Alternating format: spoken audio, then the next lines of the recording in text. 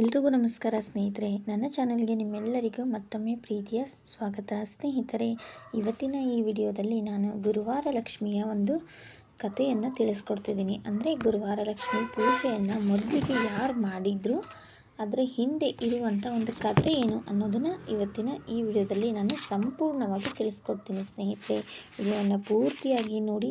ನಾಳೆ ಆದಷ್ಟು ಯಾರೆಲ್ಲ ಗುರುವಾರ ಲಕ್ಷ್ಮಿ ಪೂಜೆಯನ್ನು ಮಾಡ್ತಿರಲ್ಲ, ಅವರು ಗುರುವಾರ ಲಕ್ಷ್ಮಿ ಬುಕ್ ತೊಗೊಂಡು ಬಂದು ಅದರಲ್ಲಿ ಕತೆ ಇದೆ ನೋಡಿ ಸ್ನೇಹಿತರೆ, ಅದನ್ನು ಓದಿ. ಇಲ್ಲ ಅಂದರೆ ಅಟ್ಲೀಸ್ಟ್ ಈಗಂತೂ ಎಲ್ಲ ಒಂದು ಸೋಷಿಯಲ್ ಮೀಡಿಯಾದಲ್ಲಿ ಈ ಕತೆ ತುಂಬ ಜನ ಅಪ್ಲೋಡ್ ಮಾಡಿರ್ತಾರೆ. ನಿಮಗೆ ಯಾವ ಒಂದು ಚಾನಲಲ್ಲಿ ಯಾವ ಕತೆ ಇಷ್ಟ ಆಗುತ್ತಲ್ಲ ಅದನ್ನು ಕೇಳಿ. ಯಾಕಂತಂದರೆ ನಾವು ಮಾಡಿದಂಥ ಒಂದು ಪೂಜೆಯ ಒಂದು ಸಂಪೂರ್ಣ ಫಲ ಸಿಗೋದು ಆ ಕಥೆಯನ್ನು ಕೇಳಿದಾಗ ಸ್ನೇಹಿತರೆ. ಹಾಗಾಗಿ ಇವತ್ತಿನ ಈ ವಿಡಿಯೋದಲ್ಲಿ ಪೂರ್ಣವಾಗಿರುವಂಥ ಕಥೆಯನ್ನು ತಿಳಿಸ್ಕೊಡ್ತೀನಿ. ಕತೆ ಇಷ್ಟ ಆದರೆ ವಿಡಿಯೋಗೆ ಒಂದೇ ಒಂದು ಲೈಕ್ ಮಾಡೋದನ್ನು ಮರಿಬೇಡಿ. ಹಾಗೂ ಹೊಸಬ್ರಾರಾದರೂ ನನ್ನ ಚಾನಲನ್ನು ನೋಡ್ತಾ ಇದ್ದರೆ ಪ್ಲೀಸ್ ದಯವಿಟ್ಟು ಸಬ್ಸ್ಕ್ರೈಬ್ ಮಾಡಿಕೊಂಡು ಸಪೋರ್ಟ್ ಮಾಡಿ ಸ್ನೇಹಿತರೆ. ಈ ಗುರುವಾರ ಲಕ್ಷ್ಮಿ ಕಥೆಯನ್ನು ಪ್ರಾರಂಭ ಮಾಡೋಣ ಬನ್ನಿ ಸ್ನೇಹಿತರೆ. ದ್ವಾಪರ ಯುಗದಲ್ಲಿ ಭದ್ರಶವ ಅಂತ ಒಬ್ಬ ರಾಜ ಇರ್ತಾನೆ. ಸೌರಾಷ್ಟ್ರ ದೇಶದ ಅವನು ಅರಸನಾಗಿರ್ತಾನೆ. ತನ್ನ ಚದುರಂಗ ಮತ್ತು ಸೇನಾಬಲದಿಂದಲೂ ಸ್ವತಃ ಪರಮ ವೀರ ಆಗಿರ್ತಾನೆ.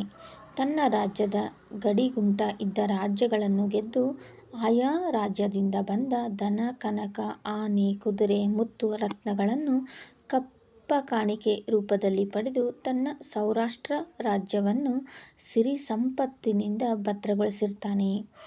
ರಾಜನು ಹೇಗೆ ರಣರಂಗ ಕಲಿತಿದ್ದನೋ ಹಾಗೆಯೇ ಮಹಾ ಧೈರ್ಯವಂತನೂ ಸಹ ಆಗಿದ್ದನು. ವೇದ ಪುರಾಣ ಶಾಸ್ತ್ರಗಳನ್ನು ಓದಿ ಅವುಗಳಲ್ಲಿ ಅಡಗಿರುವ ಜ್ಞಾನವನ್ನು ಕರಗತಲ ಮಾಡಿಕೊಂಡಿದ್ದನು. ಪ್ರಬುದ್ಧ ಜ್ಞಾನಿಯೂ ಸಹ ಆಗಿದ್ದನು. ಪ್ರಜೆಗಳನ್ನು ತನ್ನ ಮಕ್ಕಳ ಹಾಗೆಯೇ ಸಂರಕ್ಷಿಸುತ್ತಾ ಎಲ್ಲರನ್ನೂ ಸುಖ, ಶಾಂತಿ, ನೆಮ್ಮದಿಯಿಂದ ಬಾಳುವಂತೆ ವ್ಯವಸ್ಥೆಯನ್ನು ಸಹ ಮಾಡಿದ್ದನು. ಭದ್ರಶವ ರಾಜನಿಗೆ ಒಪ್ಪುವಂತೆ ಧರ್ಮನಿಷ್ಠಳೂ ಮಹಾಪತಿವ್ರತೆಯೂ ಅನುಪಮ ಸುಂದರಿಯೂ ಆದ ಸುರತಾ ಚಂದ್ರಿಕಾ ಎಂಬ ಪಟ್ಟದ ರಾಣಿಯಿದ್ದಳು. ಹೀಗೆ ಇರಲು ದಿನಗಳು ಕಳೆದಂತೆ 7 ಜನ ಗಂಡು ಮಕ್ಕಳು, ಒಬ್ಬ ಹೆಣ್ಣು ಮಗಳು ಆ ರಾಜನಿಗೆ ಹುಟ್ಟಿದರು. ತಂದೆಯಂತೆಯೇ 7 ಜನ ಯುವರಾಜ ಕುಮಾರರು ರಾಜಧರ್ಮ, ವೇದಪುರಾಣ ಶಾಸ್ತ್ರಗಳಲ್ಲಿ ಪ್ರಾವೀಣ್ಯತೆಯನ್ನು ಪಡೀತಾರೆ. ಯುದ್ಧಕಲೆ, ಅರ್ಥಶಾಸ್ತ್ರ, ಧರ್ಮಶಾಸ್ತ್ರಗಳಲ್ಲಿ ಪ್ರಖಂಡ ಪಾಂಡಿತ್ಯವನ್ನು ಸಹ ಅವರು ಪಡೆದಿರ್ತಾರೆ. ಹೀಗೆ ಇರುವುದರಿಂದ ಬೇರೆ ಯಾವ ದೇಶದ ರಾಜರು ಇವರ ಮೇಲೆ ಬೀಳಲು ಭಯಭೀತರಾಗಿದ್ದರು. ಇನ್ನು ರಾಜಕುಮಾರಿಯಾದ ಶ್ಯಾಮಬಾಲೆಯು ಅನುಪಮ ರೂಪವತಿಯು. ತಾಯಿಯಲ್ಲಿದ್ದ ಎಲ್ಲ ಸಾತ್ವಿಕ ಗುಣಗಳು ಇವಳಲ್ಲಿಯೂ ಹುಟ್ಟಿನೊಂದಿಗೆ ರಕ್ತಗತವಾಗಿ ಹರಿದು ಬಂದಿದ್ದವು. ಆದರೆ ವಯಸ್ಸಿಗೆ ಬಂದ ಮಗಳಾದ ಶ್ಯಾಮಬಾಲೆಯ ಸ್ವಯಂವರವನ್ನು ರಾಜನು ಏರ್ಪಡಿಸಿದನು. ಅದೆಷ್ಟೋ ರಾಜರುಗಳು ಈ ಸ್ವಯಂವರದಲ್ಲಿ ವರರಾಗಿ ಬಂದಿದ್ದರು. ಇವರಂತೆ ಮಾಂಡಲಿಕ ರಾಜನಾಗಿದ್ದ ಸಿದ್ದೇಶ್ವರನ ಮಗನಾದ ಮಾಲಾಧರನು ಸಹ ಬಂದಿದ್ದನು. ಮಾಲಾಧರನು ನೋಡಲು ಸುಹೃದ್ರೂಪಿಯು, ಹರವಾದ ಎದೆ, ಭದ್ರಬಾಹುಗಳು, ಮೈಕಟ್ಟಾದ ಶರೀರದೊಂದಿಗೆ ರಣರಂಗ ಕಲೆ, ರಾಜನೀತಿ, ಧರ್ಮಾಚರಣೆಯಲ್ಲಿ ಶ್ರದ್ಧೆಯನ್ನು ಉಳ್ಳವನಾಗಿದ್ದನು. ಈ ಎಲ್ಲ ವಿಷಯವನ್ನು ಮೊದಲೇ ತಿಳಿದುಕೊಂಡಿದ್ದ ರಾಜಕುಮಾರಿ ಶ್ಯಾಮಬಾಲೆಯು ಯುವರಾಜವರನಾದ ಮಾಲಾಧರನನ್ನು ವರಿಸಿ ಅವನಿಗೆ ಹೂಮಾಲೆಯನ್ನು ಹಾಕಿದಳು. ಭದ್ರಶವ ಮಹಾರಾಜನು ಬಹುವೈಭವದಿಂದ ಮಗಳನ್ನು ಮದುವೆ ಮಾಡಿಕೊಟ್ಟನು. ಉಡುಗೊರೆಯಾಗಿ ರಥ, ಅಶ್ವ, ಆನೆಗಳನ್ನು, ಹೇರಳವಾದ ಹಣ ಮತ್ತು ಮಾಣಿಕ್ಯ, ವಜ್ರ,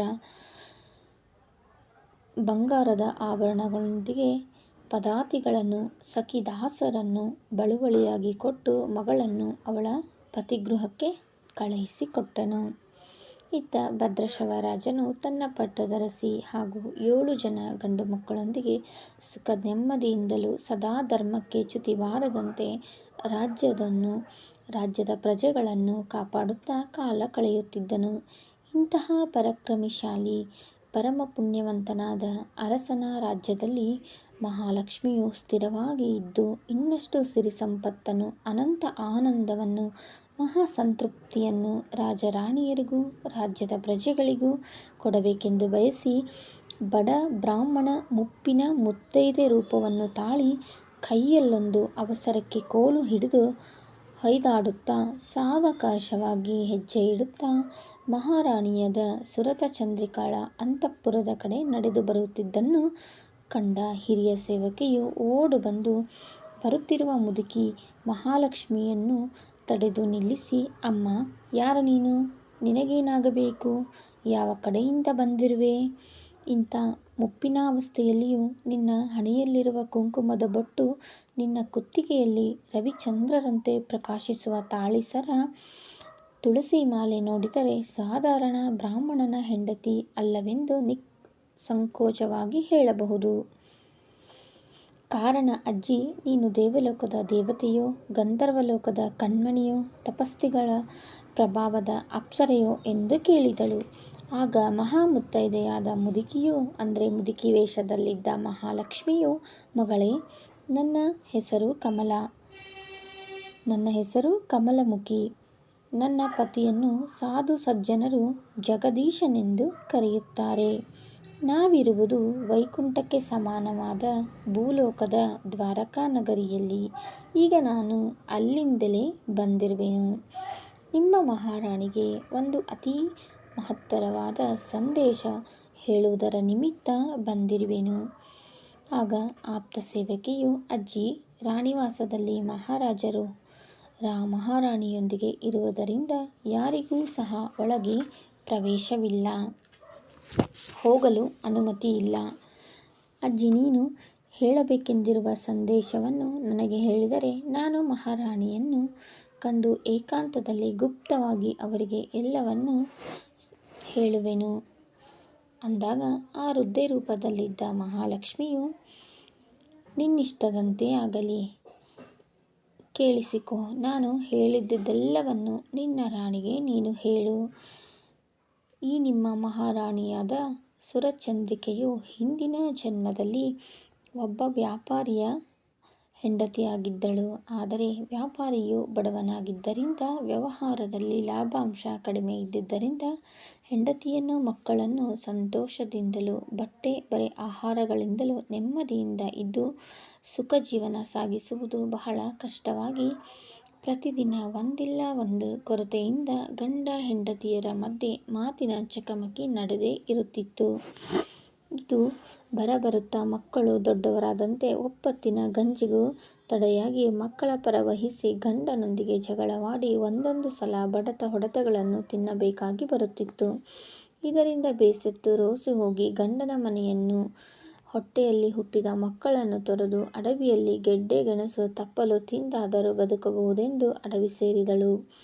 ಆದರೆ ಅಲ್ಲಿ ಇವಳ ತ್ರಾಸು ಗೋಳಾಟ ಕಂಡು ಮಹಾಲಕ್ಷ್ಮಿಯು ಮುಪ್ಪಿನ ಮುತ್ತೈದೆಯಾಗಿ, ಅಂದರೆ ನನ್ನಂತೆಯೇ ಆಗಿ ಬಂದು ಮಾರ್ಗಶಿರ ಮಾಸದ ಗುರುವಾರ ಲಕ್ಷ್ಮೀ ಪೂಜಾ ವ್ರತವನ್ನು ಆಚರಣೆಯ ವಿವರವನ್ನು ತಿಳಿಸಿ ಅದೃಶ್ಯಳಾದಳಂತೆ. ಅದರಂತೆ ಆ ವ್ರತವನ್ನು ಆಚರಿಸಿದಾಗ ಪತಿಯ ವೃತ್ತಿಯಲ್ಲಿ ಲಾಭಾಂಶ ಹೆಚ್ಚಾಗಿ ಪತಿಪುತ್ರರೊಂದಿಗೆ ಬಹುಕಾಲ ಸುಖ ಸಂತೋಷದಲ್ಲಿ ಕಾಲ ಕಳೆಯುತ್ತಾ ಕೊನೆಗೆ ವೈಕುಂಠ ಪದವಿ ಪಡೆದು ಅಲ್ಲಿ ದೇವಲೋಕದಲ್ಲಿ ಮಾರ್ಗಶಿರ ಮಾಸದ ಗುರುವಾರ ಲಕ್ಷ್ಮೀ ಪೂಜಾ ವ್ರತದ ಪುಣ್ಯದ ಫಲದಿಂದ ಈಗ ಮತ್ತೆ ರಾಜರಾಣಿಯರಾಗಿ ಜನ್ಮವೆತ್ತಿದ್ದಾರೆ. ಈಗ ಅದೇ ಗುರುವಾರ ಲಕ್ಷ್ಮೀ ಪೂಜಾ ವ್ರತವನ್ನು ಮರೆತಿದ್ದಾಳೆ.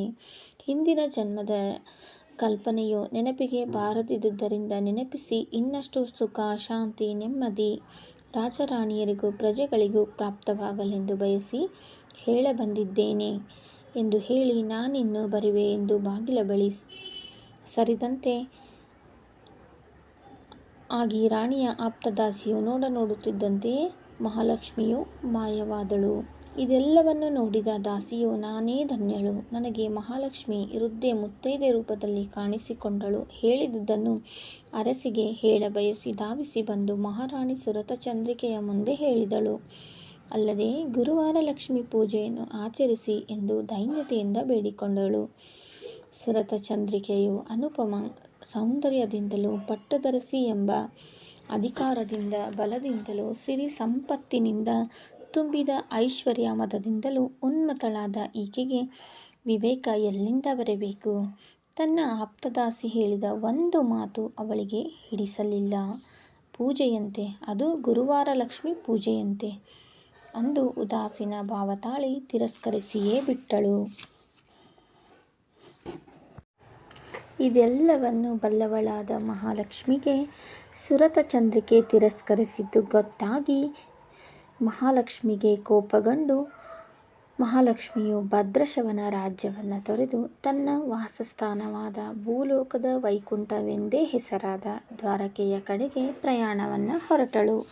ಆದರೂ ಸಹ ದಯಾಮಯಳಾದ ಮಹಾಲಕ್ಷ್ಮಿಯು ನಿರ್ದಯಳಾಗದೆ ಸುರಚಂದ್ರಿಕೆಯ ಏಕೈಕ ಮಗಳಾದ ಶ್ಯಾಮಬಾಲೆಗಾದರೂ ಈ ವ್ರತದ ಪೂಜಾ ಮಹಿಮೆಯನ್ನು ವಿಧಾನವನ್ನು ಉಪದೇಶಿಸಬೇಕೆಂದು ಸೌರಾಷ್ಟ್ರ ದೇಶದ ಸಾಮಂತ ಅರಸನಾದ ಸಿದ್ದೇಶ್ವರನ ರಾಜ್ಯಕ್ಕೆ ಬಂದು ಒಬ್ಬ ಬ್ರಾಹ್ಮಣ ಮುತ್ತೈದೆಯ ರೂಪವನ್ನು ತಾಳಿ ಶ್ಯಾಮಬಾಲೆಯ ನಿವಾಸಕ್ಕೆ ಬಂದಳು. ಒಯ್ದಾಡುತ್ತಾ ಕೋಲು ಊರುತ್ತಾ ಬರುವ ಬ್ರಾಹ್ಮಣ ಮುದುಕಿಯನ್ನು ದೂರದಿಂದ ನೋಡಿದ ಶ್ಯಾಮಬಾಲೆಯು ತನ್ನ ನಿವಾಸದಿಂದ ಹೊರಬಂದು ನಮಸ್ಕರಿಸಿ ಕೈ ಹಿಡಿದು ಕರೆದು ತಂದು ಎತ್ತರದ ಪೀಠದಲ್ಲಿ ಕೂಡ್ರಿಸಿ ಪಾದಪೂಜೆಯನ್ನು ಮಾಡಿ, ಅಮ್ಮ, ಕ್ಷತ್ರಿಯರಾದ ನಮಗೆ ನೀವೇ ದೇವರು, ಬ್ರಾಹ್ಮಣರೇ ನಮ್ಮ ಗುರುಗಳು ಹೌದು, ಉದ್ಧಾರಕರೂ ಹೌದು. ತಾಯಿ, ಅಮ್ಮ, ನೀನು ನೇರವಾಗಿ ಬಂದದ್ದು ಸಾಕ್ಷಾತ್ ಶ್ರೀ ಮಹಾಲಕ್ಷ್ಮೀ ದೇವಿಯೇ ಬಂದಂತಾಗಿದೆ. ಅಜ್ಜಿ, ನಾನೇನು ಮಾಡಬೇಕು? ನನ್ನ ಕೈಲಾದಷ್ಟು ನಿನ್ನ ಸೇವೆಯನ್ನು ಮಾಡುವೆನು ಎಂದು ಶ್ಯಾಮಬಾಲೆಯು ಹೇಳಿದಳು. ಬ್ರಾಹ್ಮಣನ ಮುಪ್ಪಿನ ಮುದುಕಿಯ ರೂಪದಲ್ಲಿರುವ ಮಹಾಲಕ್ಷ್ಮಿಯು ಯುವರಾಜನ ಹೆಂಡತಿಯಾದ ಶ್ಯಾಮಬಾಲೆಯ ವಿನಯ ಔದಾರ್ಯಕ್ಕೆ ಪ್ರಸನ್ನಳಾಗಿ, ಮಗಳೇ, ನನ್ನನ್ನು ಮಹಾಲಕ್ಷ್ಮಿ ಎಂದೇ ಭಾವಿಸಿಕೊಳ್ಳು. ಬಹಳ ದಿನಗಳ ಹಿಂದೆ ನಾನೇ ನಿನ್ನ ತಾಯಿಗೆ ಮಾರ್ಗಶಿರ್ಷ ಗುರುವಾರ ಲಕ್ಷ್ಮೀ ಪೂಜಾ ವ್ರತ ಮಾಡಲು ಹೇಳಿದ್ದೆ. ಆಗ ಅವಳು ವ್ರತ ಮಾಡಿ ಧನ ಕನಕ ಸಿರಿ ರಾಜ್ಯ ಸಂಪತ್ತು ಐಶ್ವರ್ಯ ಪಡೆದಿದ್ದಾಳೆ. ಈಗ ಈ ಎಲ್ಲ ಸುಖ ಸಂಪತ್ತು ಹಾಗೆಯೇ ಮುಂದಕ್ಕೂ ವೃದ್ಧಿಯಾಗಲಿ ಎಂದು ಈಗಲೂ ಹೋಗಿ ಹೇಳಿದೆ. ಆದರೆ ರಾಜಮದ, ರೂಪಮದ, ಐಶ್ವರ್ಯ ಮದದಿಂದ ನಾನು ಹೇಳಿದ ಮಾತುಗಳನ್ನು ತಿರಸ್ಕರಿಸಿದ್ದಾಳೆ. ಕಾರಣ, ಅಲ್ಲಿಂದ ಹೊರಟು ನನ್ನ ವಾಸಸ್ಥಾನಕ್ಕೆ ಹೋಗುವ ಮಾರ್ಗದಲ್ಲಿ ನಿನಗಾದರೂ ಹೇಳಿ ಹೋಗೋಣವೆಂದು ನಿನ್ನ ಕಡೆಗೆ ಬಂದಿದ್ದೇನೆ. ಅಜ್ಜಿ, ಮಹಾಲಕ್ಷ್ಮಿಯು ಹೀಗೇ ಇರುವಳೋ? ಅವಳ ರೂಪ ಆಕಾರ ನಾನಂತೂ ಕಾಣೆ. ನೀನೇ ಮಹಾಲಕ್ಷ್ಮಿ ಎಂದು ನಂಬಿದ್ದೇನೆ. ತಾಯಿ, ನನ್ನ ಹಡೆದವನು ತೋರಿದ ಅನಾದರಕ್ಕೆ ನಾನು ನಿನ್ನಲ್ಲಿ ಕ್ಷಮೆ ಬೇಡುತ್ತೇನೆ. ಮನ್ನಿಸು ತಾಯಿ. ನೀನೇ ಕುಪಿತಳಾದರೆ ನಮ್ಮನ್ನು ಕಾಪಾಡುವವರು, ಉದ್ಧರಿಸುವವರು ಯಾರು? ನಮ್ಮ ಮಾವನವರಾದ ಸಿದ್ದೇಶ್ವರನು, ಸಾಮಂತ ಅರಸರು, ನನ್ನ ಪತಿಯವರಾದ ಮಾಲಾಧಾರರು, ಇನ್ನು ಯುವರಾಜರು. ಹೀಗಿದ್ದು ನಿನ್ನ ಅಪ್ಪಣೆಯಂತೆ ಗುರುವಾರ ಲಕ್ಷ್ಮೀ ಪೂಜಾ ವ್ರತವನ್ನು ಮಾಡುವೆನು.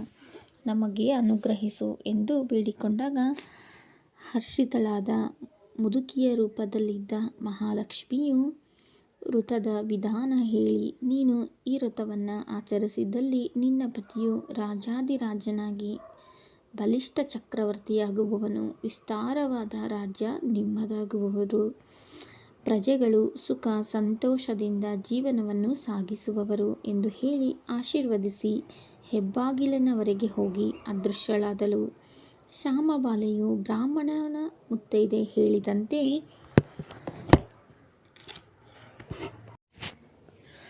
ಮಾರ್ಗಶಿರ ತಿಂಗಳದ ಮೊದಲನೆಯ ಗುರುವಾರವೇ ಲಕ್ಷ್ಮೀ ಪೂಜಾ ವ್ರತ ಹಿಡಿದು ಕೊನೆಯದಾದ 4ನೇ ಗುರುವಾರಕ್ಕೆ ವ್ರತ ಸಮಾಪ್ತಿಗೊಳಿಸಿದಳು. ಇದರಂತೆ ಪ್ರತಿ ವರ್ಷ ಮಾರ್ಗಶಿರ ಮಾಸದ ಗುರುವಾರ ಲಕ್ಷ್ಮೀ ಪೂಜಾ ವ್ರತವನ್ನು ಬಿಡದೆ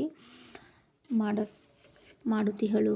ದಿವಸಗಳು ಗತಿಸಿದಂತೆ ಸಾಮಂತ ಅರಸನಾದ ಸಿದ್ದೇಶ್ವರನು ಅನಾರೋಗ್ಯದಿಂದ ಸ್ವರ್ಗವಾಸಿಗಳಾದರು. ಯುವರಾಜ ಕುಮಾರ ಮಾಲಾಧರನು ತಂದೆಯ ನಂತರ ಪಟ್ಟವನ್ನೇರಿದನು. ಯುವರಾಣಿಯಾಗಿದ್ದ ಶ್ಯಾಮಬಾಲೆಯು ಪಟ್ಟದರಸಿಯಾದಳು. ಶ್ಯಾಮಬಾಲೆಯು ಮಾಡುತ್ತಾ ಬಂದಿದ್ದ ಗುರುವಾರ ಲಕ್ಷ್ಮೀ ಪೂಜಾ ವ್ರತದ ಪ್ರಭಾವದಿಂದ ಶ್ರೀ ಮಹಾಲಕ್ಷ್ಮೀ ದೇವಿಯು ಸಂಪೂರ್ಣ ಕೃಪೆ ತೋರಿದಳು. ಲಕ್ಷ್ಮಿಯ ಆಶೀರ್ವಾದದ ಬಲದಿಂದ ಸೇನೆಯನ್ನು ಬಲಪಡಿಸಿಕೊಂಡು ವಿಜಯಯಾತ್ರೆ ಮಾಡಿ ಎದುರಾಳಿಗಳನ್ನು ಸಡೆಬಡಿದು ಅವರನ್ನು ತನ್ನ ಸಾಮಂತ ರಾಜರನ್ನಾಗಿ ಮಾಡಿಕೊಂಡು ತನ್ನ ರಾಜ್ಯದ ಗಡಿಯನ್ನು ವಿಸ್ತರಿಸಿದನು. ತನ್ನ ಅಧೀನರಾದ ಸಾಮಂತ ರಾಜರ ಬಲದಿಂದ ಸಾಮ್ರಾಟ ಚಕ್ರವರ್ತಿಯಾದನು. ಪ್ರಜೆಗಳನ್ನು, ಸಾಮಂತ ಅರಸರನ್ನು, ಪರಿವಾರ ಹಾಗೂ ಅವರ ಪ್ರಜೆಗಳನ್ನು ಮಕ್ಕಳಂತೆ ಸಂತೈಸುತ್ತಾ ರಾಜ್ಯಭಾರ ಮಾಡತಿಹರು. ಸೌರಾಷ್ಟ್ರ ರಾಜ್ಯದ ಭದ್ರಶ್ರವ ಮಹಾರಾಜನ ಪಟ್ಟದರಸಿ ಸುರಚಂದ್ರಿಕೆಯು ಅಹಂಕಾರ ದುರ್ನಡತೆಯಿಂದ ಕುಪಿತಗೊಂಡ ಮಹಾಲಕ್ಷ್ಮಿಯು ರಾಜ್ಯವನ್ನು ಬಿಟ್ಟು ಹೊರಟು ಹೋಗಿದ್ದರಿಂದ ರಾಜ್ಯಾದ್ಯಂತ ಕಳ್ಳತನ, ಕೊಲೆ, ಸುಲಿಗೆಗಳು ಅಲ್ಲಲ್ಲಿ ನಡೆಯತೊಡಗಿದವು. ಸಾಮಂತ ರಾಜರು ಸ್ವತಂತ್ರ ಅರಸರಾದರು. ಇದರಿಂದ ಪ್ರಜೆಗಳು ಕುಪಿತಗೊಂಡು ರಾಜನನ್ನೇ ತಾತ್ಸಾರ ಭಾವನೆಯಿಂದ ನೋಡತೊಡಗಿದರು. ಸುತ್ತಲಿನ ಸಾಮಂತರಾಗಿದ್ದ ಶತ್ರು ರಾಜರು ಸ್ವತಃ ದಂಡೆತ್ತಿ ಬಂದು ರಾಜಧಾನಿಗೆ ಮುತ್ತಿಗೆ ಹಾಕಿದರು. ಇತ್ತ ಪ್ರಾಣ ಉಳಿಸಿದರೆ ಸಾಕೆಂದು ರಾಜರಾಣಿಯರು ಗುಪ್ತ ಮಾರ್ಗದಿಂದ ಪಲಾಯನ ಮಾಡಿ ಅಡವಿ ಸೇರಿದರು. ಅಲ್ಲಿ ಅನ್ನ ಆಹಾರಗಳಿಲ್ಲದೆ, ವಸ್ತ್ರಗಳಿಲ್ಲದೆ ಪಡಬಾರದ ಕಷ್ಟ ಅನುಭವಿಸಿದರು. ಕಷ್ಟ ಸಹಿಸಲಾರದೆ ರಾಣಿಯಾದ ಸುರಚಂದ್ರಿಕೆಯು ಪತಿಯನ್ನು ಉದ್ದೇಶಿಸಿ, ಹೇ ಪ್ರಭು, ಈಗ ನಮ್ಮ ಅಳಿಯಂದಿರು ತನ್ನ ಬುದ್ಧಿ ಬಲ ಸೈನ್ಯಬಲದಿಂದ ಸಾಮಂತರಾಗಿದ್ದವರು ಸಾಮ್ರಾಟರಾಗಿದ್ದಾರೆ. ಧನಕನಕ ಧಾನ್ಯ ವಸ್ತ್ರಗಳ ಸಂಗ್ರಹದಿಂದ ಅವರ ಐಶ್ವರ್ಯ ವೃದ್ಧಿಯಾಗಿದೆ. ನೀವು ನಮ್ಮ ಅಳಿಯರ ಬಳಿ ಹೋಗಿ ನಮಗೊದಗಿದ ಈ ದುರ್ದಶೆಯನ್ನು ತಿಳಿಸಿ ಅವನಿಂದ ಸಹಾಯ ಪಡೆದು ಕಳೆದು ಹೋದ ರಾಜ್ಯವನ್ನು ಮರಳಿ ಪಡೆಯಬಹುದು. ಒಂದು ವೇಳೆ ರಾಜ್ಯ ದೊರೆಯದಿದ್ದರೂ ಅನ್ನ ವಸ್ತ್ರಕ್ಕಾದರೂ ಚಿಂತೆ ಇಲ್ಲದಂತೆ ಇರಬಹುದಲ್ಲವೇ ಎಂದು ಹೇಳಿದಳು. ಹೆಂಡತಿಯ ಮಾತು ಸರಿ ಎನಿಸಿ ರಾಜ್ಯಭ್ರಷ್ಟನಾದ ಭದ್ರಶ್ರವ ರಾಜನು ತನ್ನ ಅಳಿಯನ ರಾಜಧಾನಿಯತ್ತ ಪಾದವನ್ನು ಬೆಳೆಸಿದನು. ದೀರ್ಘ ಪ್ರಯಾಣ ಮಾಡಿ ಆಯಾಸವಾದುದರಿಂದ ಮಾರ್ಗಮಧ್ಯದ ರಾಜ್ಯೋದ್ಯಾನವನದಲ್ಲಿ ಸ್ವಲ್ಪ ಹೊತ್ತು ದಣಿವಾರಿಸಿಕೊಳ್ಳಲು ವಿಶ್ರಮಿಸಿದನು. ಉದ್ಯಾನವನದಲ್ಲಿಯ ಸಿಹಿ ಫಲಗಳನ್ನು ತಿಂದು ನೀರು ಕುಡಿದುದರಿಂದಲೂ ತಂಪಾದ ಗಾಳಿ ಬೀಸುವುದರಿಂದ ಹಾಗೇ ಒರಗಿದಾಗ ನಿದ್ರೆಗೆ ಹೋದನು. ಸಾಯಂಕಾಲವಾಯಿತು. ಪಟ್ಟಣ ರಾಣಿಯಾದ ಶ್ಯಾಮಬಾಲೆಯು ಅಂತಃಪುರದ ಪರಿಚಾರಕೆಯರೊಂದಿಗೆ ವಾಯುವಿಹಾರಕ್ಕಾಗಿ ಅಲ್ಲಿಗೆ ಆಗಮಿಸಿದಳು. ಗಿಡದ ನೆರಳಿನಲ್ಲಿ ಮಲಗಿದ್ದವರು ಯಾರೆಂದು ತಿಳಿದುಕೊಂಡು ಬರಲು ತನ್ನ ಓರ್ವ ಆಪ್ತ ಸಖಿಯರನ್ನು ಕಳುಹಿಸಿಕೊಟ್ಟಳು. ಅವಳು ಬಂದು ಆಗಂತಕರು ಯಾರು ಎಂದು ವಿಚಾರಿಸಿಕೊಂಡು ತನ್ನ ಅರಸಿಗೆ ಸುದ್ದಿ ಮುಟ್ಟಿಸಿದಳು. ವಿಷಯ ತಿಳಿದು ಸ್ವತಃ ಮಗಳು ತನ್ನ ತಂದೆ ತಾಯಿಯರಿಗಾದ ಹೀನ ಸ್ಥಿತಿಯನ್ನು ನೆನೆದು ದುಃಖಿಸಿ ತಂದೆಯನ್ನು ತನ್ನೊಂದಿಗೆ ಅರಮನೆಗೆ ಕರೆದುಕೊಂಡು ಹೋದಳು. 4-6 ದಿವಸ ಇಟ್ಟುಕೊಂಡಳು. ತಂದೆಯು ತನ್ನ ಅಳಿಯನಲ್ಲಿ ಸಹಾಯ ಯಾಚಿಸಲು ಆಗದೆ ಮನಸ್ಸಿಗೆ ಬೇಸರವೆನಿಸಿ ಹಾಗೆಯೇ ಹೊರಟು ನಿಂತನು. ಆಗ ಮಗಳು, ಅಪ್ಪಾಜಿ, ಈ ಭದ್ರವಾದ ಪಾತ್ರೆಯಲ್ಲಿ ಕೆಲವೊಂದು ನಗನಾಣ್ಯ ಇಟ್ಟಿರುವೆನು. ಇವುಗಳನ್ನು ವಿಕ್ರಯ ಮಾಡಿ ಬಂದ ಹಣದಿಂದ ಸೈನ್ಯವನ್ನು ಸಜ್ಜುಗೊಳಿಸಿ ಕಳೆದುಕೊಂಡ ರಾಜ್ಯವನ್ನು ಪುನಃ ಪಡೆದುಕೊಳ್ಳಪ್ಪ ಎಂದು ಹೇಳಿ ತಂದೆಯನ್ನು ರಥದಲ್ಲಿ ಬೀಳ್ಕೊಟ್ಟಳು. ಅಡವಿ ಮಧ್ಯದಲ್ಲಿ ನಿರ್ಮಿಸಿದ್ದ ಜೋಪಡಿಗೆ ಬಂದು ತನ್ನ ಹೆಂಡತಿಗೆ ಎಲ್ಲ ವಿಷಯ ತಿಳಿಸಿ ತಮಗಾಗಿ ತಮ್ಮ ಮಗಳು ಕೊಟ್ಟ ದ್ರವ್ಯ ಧನದ ಪಾತ್ರೆ ತೋರಿಸಿದನು. ಕಾತುರಗೊಂಡು ಅತಿಯಾಸೆಯಿಂದ ಪಾತ್ರೆಯ ಮುಚ್ಚಳ ತೆರೆದು ನೋಡಲು ತಾವೊಂದು ಬಗೆದರೆ ದೈವವೊಂದು ಕೊಡುವುದು ಎಂಬಂತೆ ಮಹಾಲಕ್ಷ್ಮಿಯ ಶಾಪ ಇದ್ದುದರಿಂದ ಮಗಳು ಕಳುಹಿಸಿದ ನಗನಾಣ್ಯಗಳು ಇದ್ದಲಿಯ ರೂಪಾಂತರವಾಗಿದ್ದವು. ಇದನ್ನು ನೋಡಿ ರಾಜರಾಣಿಯರು ಬಹು ನೊಂದುಕೊಂಡರು, ದುಃಖಿಸಿದರು. ಇದು ನಮಗೊದಗಿದ ಶಾಪದ ಫಲವೆಂದು ಭಾವಿಸದೆ ನವಮಾಸ ಹೊತ್ತು ಹೆತ್ತು ಲಾಲನೆ ಪಾಲನೆ ಮಾಡಿದ ತಂದೆ ತಾಯಿಗೆ ಮಗಳಾದ ಶ್ಯಾಮಬಾಲೆಯು ಮಾಡಿದ ಪರಿಹಾಸವೆಂದು ತಿಳಿದು ಮಗಳ ಮೇಲೆ ಸಿಟ್ಟಾಗಿ ನಾನೇ ಅವಳ ಅರಮನೆಗೆ ಹೋಗಿ ಚೀ ಮಾಡಿ ಬರುವೆನೆಂದು ದುಃಖತಪ್ತಳಾಗಿ ಮಗಳ ಅರಮನೆಯತ್ತ ನಡೆದಳು. ರಾಜವೈಭವವನ್ನು ಕಳೆದುಕೊಂಡು ಮತಿಹೀನಳಾದ ಸುರಚಂದ್ರಿಕೆಗೆ ಅಂದು ಮಾರ್ಗಶಿರ್ಷ ಮಾಸದ ಪ್ರಥಮ ಗುರುವಾರವೆನ್ನುವುದು ಮರೆತೇ ಹೋಗಿತ್ತು. ಬಿರುಗಾಳಿಯಂತೆ ಮಗಳ ಅರಮನೆ ಪ್ರವೇಶಿಸಿದಳು. ಅಲ್ಲಿ ಮೊದಲನೇ ಗುರುವಾರ ಲಕ್ಷ್ಮೀ ಪೂಜೆಯನ್ನು ಅತಿ ವೈಭವದಿಂದ ಶ್ಯಾಮಬಾಲೆಯು ನಡೆಸಿದ್ದಳು. ಲಕ್ಷ್ಮೀ ಪೂಜೆಯನ್ನು ಕಂಡ ಕ್ಷಣವೇ ಸುರಚಂದ್ರಿಕೆಯು ತನ್ನ ಮಗಳ ಮೇಲಿನ ಸಿಟ್ಟು, ರೋಷ ಮಾಯವಾಯಿತು. ಮಗಳು ತಾಯಿಯನ್ನು ಕಂಡು ಬಂದೆಯಾ ಅವ್ವ, ಬಾ ಎಂದು ಮಮತೆಯಿಂದ ಕೈ ಹಿಡಿದು ಕರೆದುಕೊಂಡು ಹೋದಳು. ಸ್ನಾನ ಮಾಡಿಸಿ ತಾಯಿಯೊಂದಿಗೆ ಅಂದಿನ ಪೂಜೆಯನ್ನು ವಿಧಿ ವಿಧಾನದಂತೆ ಮುಗಿಸಿದಳು. ತಾಯಿ ಮಗಳು ಕಷ್ಟ ಸುಖಗಳನ್ನು ಹಂಚಿಕೊಂಡರು. ತಾಯಿಯನ್ನು 4 ಗುರುವಾರ ಲಕ್ಷ್ಮೀ ಪೂಜೆ ಮುಗಿಸಿದ ನಂತರವೇ ಬೀಳ್ಕೊಡುವುದಾಗಿ ಮಗಳು ಅಳಿಯಂದಿರು ಹೇಳಿದರು. ವಿಧಿ ಇಲ್ಲದೆ ಉಳಿದುಕೊಳ್ಳಬೇಕಾಯಿತು. ಮಗಳು ಬಲವಂತದಿಂದ ತಾಯಿಯನ್ನು ತನ್ನೊಂದಿಗೆ ಕರೆದುಕೊಂಡು 2ನೆಯ, 3ನೆಯ ಹಾಗೂ ಕೊನೆಯದಾದ 4ನೆಯ ಗುರುವಾರ ಲಕ್ಷ್ಮೀ ಪೂಜೆಯನ್ನು ಮಾಡಿ ಮುಗಿಸಿದಳು. ಮಗಳು ತನ್ನ ತಂದೆಯು ಕಳೆದುಕೊಂಡ ರಾಜ್ಯ ಮರಳಿ ಪಡೆಯಲಿ ಎಂದು, ಅಳಿದು ಹೋದ ರಾಜ ಸುಖ ಸಿರಿ ಸಂಪತ್ತು ನನ್ನ ತಂದೆ ತಾಯಿಯರಿಗೆ ಲಭಿಸಲೆಂದು ಅನನ್ಯ ಭಕ್ತಿಯಿಂದ ಬೇಡಿಕೊಂಡಳು. ಎಲ್ಲವನ್ನೂ ಕಳೆದುಕೊಂಡು ಹತಾಶಳಾಗಿ ಪ್ರಾಯಶ್ಚಿತ್ತ ಹೊಂದಿ ದುಃಖದಿಂದ ಪರಿತಪಿಸುತ್ತಾ, ಹೇ ದೇವಿ, ನಾನು ಮಾಡಿದ ಹೀನ ಕೆಲಸವನ್ನು ಮನ್ನಿಸು, ನನಗೆ ನನ್ನ ಅರಿವು ಗೊತ್ತಾಗಿದೆ ಎಂದು ಸುರತ ಚಂದ್ರಿಕೆಯು ದೇಹದಲ್ಲಿ ಉಸಿರು ಇರುವವರೆಗೂ ನಿನ್ನ ಪೂಜೆಯನ್ನು ಪ್ರತಿ ವರ್ಷ ಮಾರ್ಗಶಿರ ಮಾಸ ಗುರುವಾರ ಲಕ್ಷ್ಮೀ ಪೂಜಾ ವ್ರತವನ್ನು ಮಾಡುವೆನು. ನನ್ನನ್ನು ಕಾಪಾಡು. ಕಳೆದು ಹೋದ ನನ್ನ ಪತಿಯ ಸಾಮ್ರಾಜ್ಯ ಮರಳಿ ಬರಲಿ. ನನ್ನ ರಾಜ್ಯದಲ್ಲಿ ಸುಖ ಶಾಂತಿ ನೆಮ್ಮದಿ ನೆಲೆಸುವಂತೆ ಕೃಪೆ ಮಾಡು ಎಂದು ದುಪ್ತ ಕಂಠದಿಂದ ಹಣೆಹಚ್ಚಿ ನಮಿಸಿ ಬೇಡಿಕೊಂಡಳು. ನಂತರ ಮಗಳಿಂದ ಬೀಳ್ಕೊಟ್ಟು ತನ್ನ ಜೋಪಡಿಯತ್ತ ಬಂದಳು. ಜೋಪಡಿಯಲ್ಲಿ ಯಾರೂ ಇರಲಿಲ್ಲ. ಇವಳಿಗಾಗಿ ರಥ ಕಾದಿತ್ತು. ಮಗಳು ಅಳಿಯಂದಿರ ಅಂತಃಪುರದಲ್ಲಿ ಗುರುವಾರ ಲಕ್ಷ್ಮಿಯ 2ನೆಯ ಪೂಜೆ ನಡೆದಾಗ ಮಹಾಲಕ್ಷ್ಮಿಯ ಪ್ರಭಾವದಿಂದ ರಾಜನನ್ನು ತಿರಸ್ಕರಿಸಿದ ಪ್ರಜೆಗಳೇ ಒಂದೊಂದಾಗಿ ಸೈನ್ಯದೊಂದಿಗೆ ಅಡವಿಗೆ ಬಂದು ರಾಜ ಭದ್ರಶವನ ಮುಂದಾಳತ್ವದಲ್ಲಿ ಹೋರಾಡಿ ಶತ್ರು ರಾಜರನ್ನು ಸದ್ದೆ ಬಡಿದು ಸೋಲಿಸಿ ಕಳೆದು ಹೋಗಿದ್ದ ರಾಜ್ಯವನ್ನು ಪುನಃ ಸ್ಥಾಪಿಸಿದರು. ಸೌರಾಷ್ಟ್ರ ರಾಜ್ಯದ ಪ್ರಜೆಗಳು ಸ್ವತಃ ಸಂತೋಷದಿಂದ ಮತ್ತೆ ಭದ್ರಶವನಿಗೆ ಪಟ್ಟಾಭಿಷೇಕ ಮಾಡಬೇಕೆಂದು ಎಲ್ಲರನ್ನೂ ವ್ಯವಸ್ಥಿತಗೊಳಿಸಿದರು. ಆದರೆ ಪಟ್ಟದ ರಾಣಿಯಾದ ಸುರತ ಚಂದ್ರಿಕೆ ಮಗಳ ಮನೆಯಲ್ಲಿ ಇದ್ದುದರಿಂದಲೂ 4 ಗುರುವಾರ ಲಕ್ಷ್ಮೀ ಪೂಜಾ ಮುಗಿಯುವವರೆಗೂ ಕಾಯ್ದರು.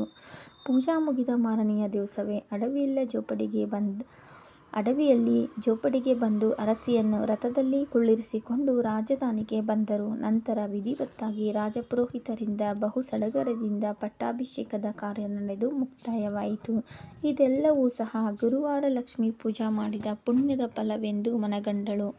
ಹೇ ತಾಯಿ ನಾರಾಯಣಿ ಕರುಣಾಮಯಿ, ಗರ್ವಿಯಾಗಿದ್ದ ನನ್ನನ್ನು ನಿರ್ಗರ್ವಿಯನ್ನಾಗಿ ಮಾಡಿದೆ. ನಿನಗೆ ಅನಂತ ನಮನಗಳು ಎಂದು ಆನಂದ ಬಾಷ್ಪಗಳನ್ನು ಸುರಿಸುತ್ತಾ ವಂದನೆಗಳನ್ನು ಅರ್ಪಿಸಿದಳು. ಇದಾದ ಕೆಲವು ಮಾಸಗಳ ನಂತರ ಪತಿಯ ಮನೆಯಿಂದ ಪಿತನ ಮನೆಗೆ ಶ್ಯಾಮಬಾಲೆಯು ಸಂತೋಷದಿಂದ ತವರಿಗೆ ಬಂದರೆ ಆಕೆಯನ್ನು ಯಾರೂ ಉತ್ಸಾಹದಿಂದ ಸ್ವಾಗತಿಸಲಿಲ್ಲ. ಯಾಕೆ? ತಂದೆ ತಾಯಿಯರ ಮನದಲ್ಲಿ ಸಂಶಯದ ಸುಳಿ ಹಾಗೆ ಇತ್ತು. ಅದುವೇ ಪಾತ್ರೆ ತುಂಬಿ ಕಳುಹಿಸಿದ್ದ ಇದ್ದಿಲ ಚೂರುಗಳು. ಅದು ತಮ್ಮ ಹಣೆಬರಹವೆಂದು ತಿಳಿಯದೆ ಮಗಳೇ ಪರಿಹಾಸ್ಯ ಮಾಡಿರುವಳೆಂದುಕೊಂಡಿದ್ದರು. ಇದರಿಂದ ನೊಂದ ಮಗಳು ತವರಿನಲ್ಲಿ ಉಳಿಯದೆ ಅಲಕ್ಷ್ಯ ಮಾಡಿ ಸ್ವಗೃಹಕ್ಕೆ ಹೋಗುವಾಗ ಅವಳು ತನ್ನ ಜೊತೆ ಸ್ವಲ್ಪ ಉಪ್ಪನ್ನು ತೆಗೆದುಕೊಂಡು ಹೋದಳು. ಮಾಲಾಧಾರನು ಅವಳನ್ನು ತವರು ಮನೆಯಿಂದ ಏನು ತಂದಿರುವೆ ಎಂದು ಕೇಳಿದನು. ಆಗ ಅವಳು, ನಾನು ರಾಜ್ಯದ ಸಾರ ತಂದಿದ್ದೇನೆಂದು ಹೇಳಿದಳು. ಆದರೆ ಮಾಲಾಧಾರನಿಗೆ ಏನೂ ತಿಳಿಯಲಿಲ್ಲ. ಆ ದಿವಸ ಅವಳು ಉಪ್ಪನ್ನು ಹಾಕದೆ ಅಡಿಗೆ ಮಾಡಿದ್ದಳು. ಊಟ ಮಾಡುತ್ತಿರುವಾಗ ಮಾಲಾಧಾರನಿಗೆ ಆಶ್ಚರ್ಯವಾಗಿ ಅವಳನ್ನು ಹೀಗೇಕೆ ಎಂದು ಕೇಳಿದನು. ಆಗ ಅವಳನ್ನು ಉಪ್ಪನ್ನು ಬಡಿಸುತ್ತಾ, ಇದೇ ರಾಜ್ಯದ ಸಾರ ಇರುತ್ತದೆ ಎಂದು ಹೇಳಿದಳು. ಮಾಲಾಧಾರನಿಗೆ ಆ ವಿಷಯ ಮೆಚ್ಚುಗೆಯಾಯಿತು. ಈ ಕಥೆಯನ್ನು ಕೇಳುವವರಿಗೆ, ಓದುವವರಿಗೆ ಮತ್ತು ವ್ರತ ಮಾಡುವವರಿಗೆ ಆ ಗುರುವಾರ ಲಕ್ಷ್ಮಿಯು ಸುಖ, ಸಮಾಧಾನ ಮತ್ತು ವೈಭವ ಮತ್ತು ಸಿರಿ ಸಂಪತ್ತು ನೀಡುತ್ತಾಳೆ. ಹಾಗಾಗಿ ಯಾವುದೇ ರೀತಿಯಾದಂಥ ಸಮಸ್ಯೆ ಇದ್ದರೂ ಆ ಸಮಸ್ಯೆಯಿಂದ ಹೊರಬರಲು ತಪ್ಪದೆ ಗುರುವಾರ ಲಕ್ಷ್ಮೀ ವ್ರತವನ್ನು ಯಾರು ನಂಬಿಕೆ, ಶ್ರದ್ಧೆ, ಭಕ್ತಿಯಿಂದ ಮಾಡುತ್ತಾರೋ ಆ ಗುರುವಾರ ಮಹಾಲಕ್ಷ್ಮಿಯು ಅವರಿಗೆ ಎಲ್ಲ ರೀತಿಯಾದಂಥ ಸುಖ ಸಂಪತ್ತುಗಳನ್ನು ನೀಡುತ್ತಾಳೆ. ಸ್ನೇಹಿತರೆ, ಇವತ್ತಿನ ಈ ಒಂದು ಕತೆ ನಿಮ್ಮೆಲ್ಲರಿಗೂ ಇಷ್ಟ ಆಗಿದೆ ಅಂತ ಭಾವಿಸ್ತಾ ಮತ್ತೊಂದು ವಿಡಿಯೋದೊಂದಿಗೆ ಮತ್ತೆ ಸಿಗ್ತೀನಿ. ಮುಂದಿನ ವಿಡಿಯೋದಲ್ಲಿ ಗುರುವಾರ ಲಕ್ಷ್ಮಿಯ ಒಂದು ಪೂಜೆಯನ್ನು ಯಾವ ಸಮಯದಲ್ಲಿ ಮಾಡಬೇಕು, ಹಾಗೆ ಯಾವ ರೀತಿ ಮಾಡಬೇಕು ಅನ್ನೋದನ್ನು ತಿಳಿಸ್ಕೊಡ್ತೀನಿ. ಅಷ್ಟೇ ಅಲ್ಲದೆ ಸ್ನೇಹಿತರೆ, ಗುರುವಾರ ಲಕ್ಷ್ಮಿಯನ್ನು ಯಾರು ನಂಬಿಕೆಯಿಂದ ಮಾಡುತ್ತಾರೋ ಅವರ ಸಕಲ ಇಷ್ಟಾರ್ಥಗಳು ಆ ದೇವಿ ನೆರವೇರಿಸ್ತಾಳೆ. ಇವತ್ತಿನ ಈ ಒಂದು ಪೌರಾಣಿಕ ಮಾಹಿತಿ ನಿಮ್ಮೆಲ್ಲರಿಗೂ ಇಷ್ಟ ಆಗಿದ್ದರೆ ವಿಡಿಯೋಗೊಂದು ಲೈಕ್ ಮಾಡಿ ಸ್ನೇಹಿತರೆ. ವಿಡಿಯೋ ನೋಡಿದ್ದಕ್ಕೆ ಎಲ್ರಿಗೂ ತುಂಬು ಹೃದಯದ ಧನ್ಯವಾದಗಳು.